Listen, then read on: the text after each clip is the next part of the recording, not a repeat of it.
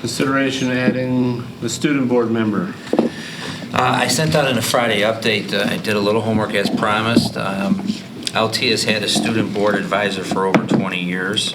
Leiden is heading into their 4th year. Both Hinsdale South and Central have a student that sits as a student advisor to their Board of Education. The biggest thing that I got from speaking with the superintendents, primarily from Leiden and Lyons Township, was that it is a senior. They have juniors apply in the spring. They do an extensive process where teachers review applications and do recommendations on students.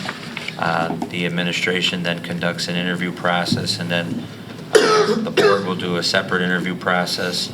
The student serves in an advisory capacity, does not go in a closed session, does not have voting rights. They usually go from August to May. Leiden has a student from each campus. LT just has one student. They're always seniors, as I already mentioned. And both superintendents that I spoke with said that it was very helpful to have them. The board appreciated it, so that when they were talking about board-level decision-making and things that directly impacted students, it did help the board get the students' perspective.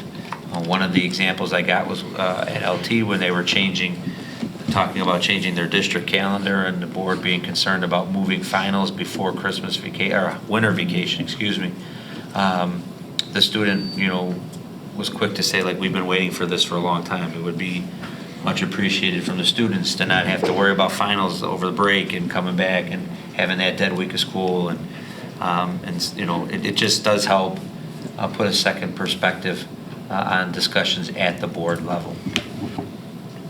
One thing I talked about briefly with President Smithing was, I think this is something, as we continue to do our goal analysis and our self-evaluation as a board, but also as the community and stakeholder, developing re-looking at the mission statement and re-looking at the district goals. I think this is something that should be put on the table to see, what all stakeholder groups feel about this, whether or not there should be a student advisor, and the board can see what feedback they get from the stakeholder groups before they make a decision. But it definitely seems to be a growing trend among school boards at the high school level.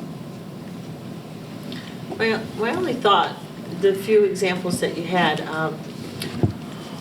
why it seemed like staff and administration was vetting and picking the student. If we wanted to have it a little more parallel to the process of us coming onto the board, we're chosen by the community to represent the community.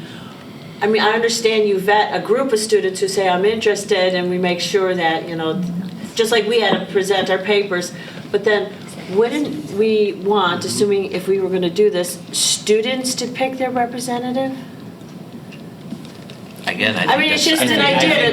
It's just something that seemed to. The board could vet that process and create their own process. Absolutely. Right. Or maybe the administration screens down to the 2 or 3 finalists, and then it's a vote by the student body, right? Right. I mean, that was just the one thing that seemed interesting to parallel the process.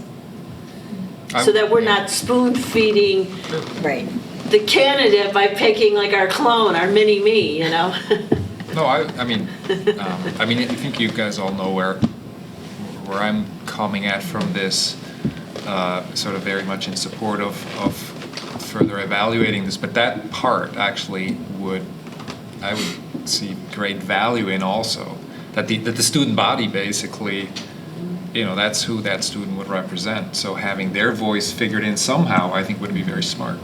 So when do they vote on their class representatives? I think that just wrapped up in May.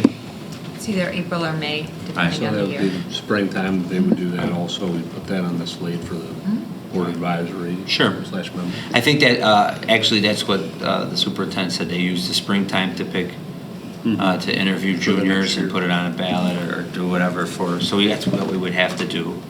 It's not something that we would do effective for this school year. I think we still need to vet this some more and stuff, but it's something that we could maybe look to implement in the fall of 2020. if the board majority of the board wants to do that, but Well, it'll give us time to see a meeting with a meeting with the student representative too. right. Yeah. I think it's a great idea. I think, as I said before, we've been going 100 years without one. We can go 101. And it's a lot of, it's about leaving it better when we found it and doing it the right way. We don't want to knee jerk into it and then we're like, oh, we should have had the Right, students right, vote. right. And we didn't think about it. So I think we're on the right step. That's good. All right. Is there any other discussion? Visitor statements, I don't think we got to worry about that. Additional discussion items, at this point in the meeting, Board of Education members may request to add an additional discussion item. Go this way, that way. No?